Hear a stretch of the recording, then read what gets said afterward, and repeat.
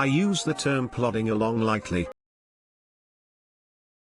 After 6 years of running, it finally happened. Most early morning runs I do start off like this. Wake up at 5 a.m., think strongly for 5 minutes why staying in bed is the better option, make myself the strongest coffee I can handle, read the news for half hour and take a poo. Once this routine is done, I'll stick my running gear on and run anywhere between 5k and 15k. I'm a fairly okay runner. Over the Christmas period and up until today, I just simply haven't had the time to run. 18-hour days, kids, wife, etc. etc. Story time. I'm sitting on the sofa just shy of midnight, dead tired but also craving a curry. Go to the fridge and bingo, Thai red curry ready meal. Amazing. Popped it in the microwave for 3 minutes and sat back on the sofa with my glass of wine. 1:30 a.m. Wake up slumped on the sofa and glance at the clock, and my first horrifying thought is that I've just wasted £3.40 on a ready meal. I'm still hungry though, so back into the kitchen, microwave on for another 3 minutes, another glass of wine, and I enjoy my inappropriately timed dinner. 5 a.m. Alarm goes off and to my amazement I'm wide awake. My first thought is to get my running gear on,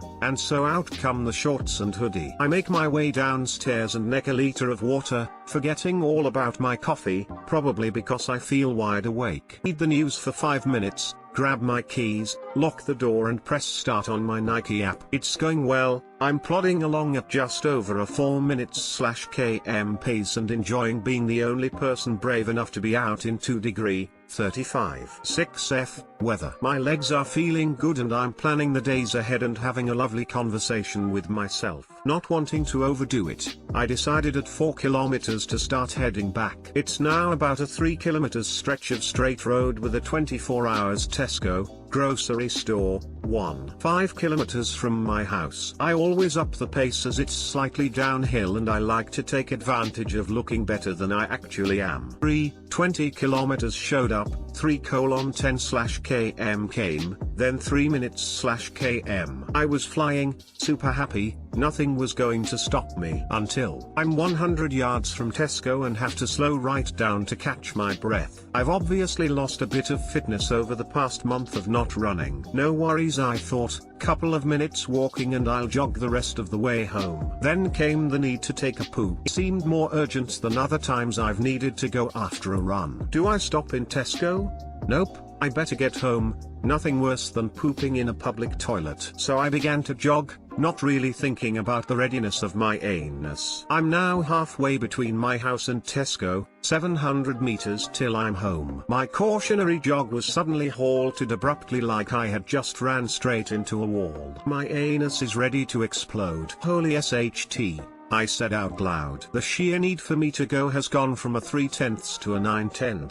Now I've been at a 9/10 a few times in my life, so although desperate, I composed myself and focused on getting home. I started to run, quickly, very quickly. 200 meters down and bang, the brick wall. I've gone from a 9/10 to if I don't get home in 20 seconds I am finding a bush. I can't go in a bush, not in a respectable area. I'll be arrested and thrown in jail for the rest of my life. I'm half a kilometer from my house. I'm 27. Fit and healthy, I'm making it home. I start sprinting. I'm breaking records. I'm pretty sure Usain Bolt would not keep up with me right now. The road just disappeared beneath my feet. Couple of turns and I get into my road with my keys ready in my hand. I'm 50 meters from my door and I can't sprint anymore. I walk. My anus at this point feels like the exit of a concrete mixer holding back the entire weight of the world. I'm 10 meters from my door, practically in tears. My anus clenched so tight I thought I was going to snap my spine. Oh no. It was then my body and mind just gave up in one swift motion. I was reminded about what it was like to be a baby again. I've just full on let it go. This was not a clean sausage, this was a full on bad stomach. In a panic I dived between the wife's car and the side of the house. I'm praying at this point I'm dreaming. Realizing it's not a dream, I'm praying no neighbor is watching. What the FK? How has my life come to this point? I said. Do I strip off here and walk round the side of the house naked?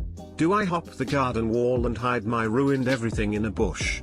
No, there's not an easy way out. I just have to go inside and clean up. I check my legs and there's no evidence. My tight-fitting boxers have done a splendid job of holding the unwanted contents. I walk round the house and let myself in. My horror, both kids and the wife are up way too early. I think it was roughly 6 AM and she's doing her makeup and getting them ready for school. Babe, I've had an accident. In a panic she runs down the stairs and I explain I've SHT myself. She basically didn't believe me and in her grumpy morning ways went back upstairs. I waddle upstairs to the bathroom and without thinking just jump straight into the shower and drop everything. Holy mother, I nearly collapsed from the sight and the smell. The cleanup process began. It was not going well at all. The hot steamy shower was exponentially making the smell worse with every passing minute. So bad in fact that my kids and wife all entered the bathroom at once and all just stared at me in complete disappointment for a brief moment before exiting and bursting into fits of laughter. Daddy's pooed himself, him telling everyone ha ha ha. My wife joining in with the joke whilst asking me exactly what happened. The realization of what's occurring is now setting in. I stood in the shower,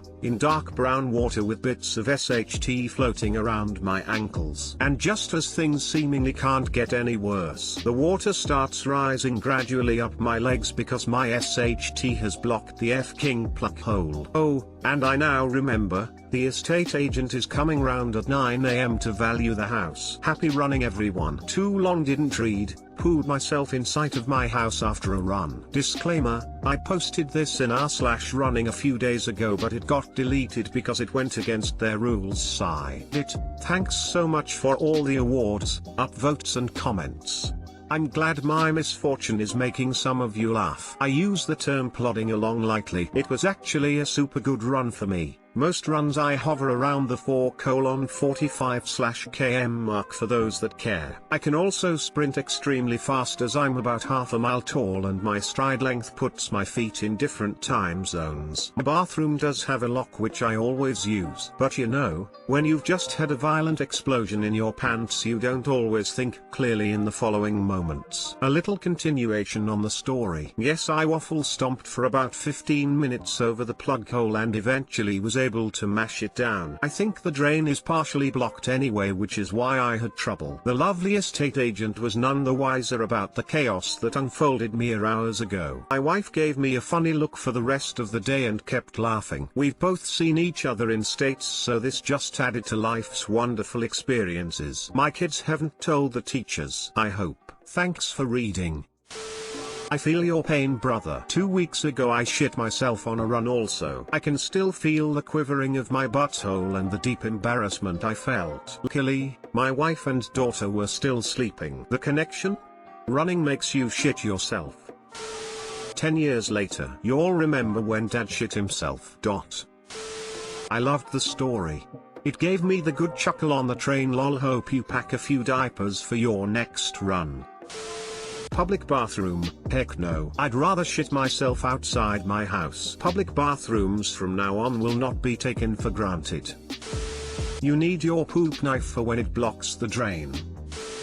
Today I fucked up by oiling my hair. So a couple days ago I noticed that my scalp was starting to get a bit dry and flaky. A quick internet search recommended applying tea tree oil along with some other oils and leaving it overnight as a solution. Since it was now the weekend, I figured I'd give it a try and massaged the oil into my hair and went to bed. Waking up this morning I remembered how much I struggled to get oil out of my hair as a kid, and it usually took me at least a couple washes for it to be completely out. But I didn't have that kind of time or patience. Good old trusty internet to the rescue once again. Apparently applying eggs to the hair and leaving it for a solid half hour makes the oil come off more easily. So that's what I did. Now it's proper winter and it's freezing cold, so needless to say, I'm gonna be taking a scalding hot shower. I step under the water, and a minute or two later little clumps of white stuff start gliding down my body with the water. It took me a second to realize that I basically scrambled eggs on my head. It did work though, and I didn't have to wash my hair multiple times to get the oil out. Too long didn't read. I put eggs on my hair to wash out the oil I put on the previous night, and washing it with hot water basically scrambled the eggs and gave me breakfast in the shower. Flour to soak up the egg, and you've for a basic batter mix. Add sugar for cake, some broth, a potato, baby you got a stew going. Edit, punctuation confuses me sometimes. Lots of comments about a baby in a stew. How should this have been punctuated, and why? Let's make this a teaching moment because I want to learn. You didn't have time to wash your hair multiple times but had half an hour to leave egg in your hair. Aha, okay fine, it was more of a lack of patience on my part. It takes a lot of effort, okay? Maybe your scalp is so dry because you take scalding hot showers. This isn't a fuck up, this is multitasking. This is a great LPT. I can now have eggs in the shower. Don't forget to season with kosher salt and black pepper. Today I fucked up when I saw my friend's sister. This literally just happened. I was walking to the spot I normally stand at on the train platform, but I didn't have my contacts in, so my vision/depth perception wasn't very good. I hear someone say hi, so I turn to look as I'm walking and I see my friend's sister with her arms outstretched. In my head I'm like, oh alright, she wants a hug. So I go in and give her a hug. I thought it felt kind of strange, like she wasn't really hugging back, so I end the hug and back up to look at her. At this point I realize A, that it wasn't my friend's sister but a random woman waiting for the train, and B, she was extending her arms to someone who was behind me, who I noticed after the hug. They both looked pretty horrified, so I didn't even really try to explain myself. I kind of just walked away without saying anything. Too long, didn't read, went in for a hug, ruined someone's morning. Several years ago, my dad was at the mall and was trying to be funny. He saw a mannequin from behind at a department store and for some reason walked up to it and put his arm around it. Turns out the mannequin was actually a pale woman standing still while reading a sign. The reactions were priceless. The woman jumped away and my dad was trying to explain himself, but was just blabbering about how she looked like a mannequin. Once at an amusement park, my brother ended up following a random guy around thinking he was our dad. My dad stayed close behind to observe what would happen, only to see my brother reach for the man's hand, shocked to see that the man was not our dad. It's like those awkward moments when you think someone is waving at you and you wave back, then realize they're waving at someone behind you, except more awkward. If a stranger abruptly hugged me, I'd tell them I love them in their ear because I go all out. I would call your bet, and raise you by going on one knee and proposing with the diamond ring I'm always carrying on me. I've got a similar one of these. Back in college I was shopping with my wife, who was my girlfriend at the time. I went to another part of the store while she was in the clothes section. Came back to find her. We were, and still are, somewhat handsy with each other. So I walk up behind her, slip my arm around her waist and grab her butt pretty firmly, saying, "Hey sexy lady." Right after getting close, I realize, oh shit, not my girlfriend. She was wearing perfume. My girlfriend didn't wear perfume. This girl had on essentially the exact same outfit, typical college girl in jeans and a t-shirt, and wore her hair, which was the same color as my girlfriend's hair, the same way. I was horrified. She slowly turned around to see what kind of creeper had just grabbed her ass. I just sheepishly smiled and stammered out what I meant to say, "You looked like my girlfriend." But my brain skipped the looked like part and said, "You my girlfriend." As I'm backing away, I spot my girlfriend looking at some shirts a few spots away and throw my hand up at her and start walking that way. She smiles really big and yells back to me. I just turned and walked away. Girl whose ass I grabbed never said anything, just looked awkward. I've probably scared her for life. Sorry random lady in Belks. Edit. Wow, thanks kind stranger for the gold. I'm glad my story could make you laugh. You my girlfriend, she was just glad you didn't club her and drag her to your cave. Doesn't matter, had hug. Dear diary, today I cashed in my H card.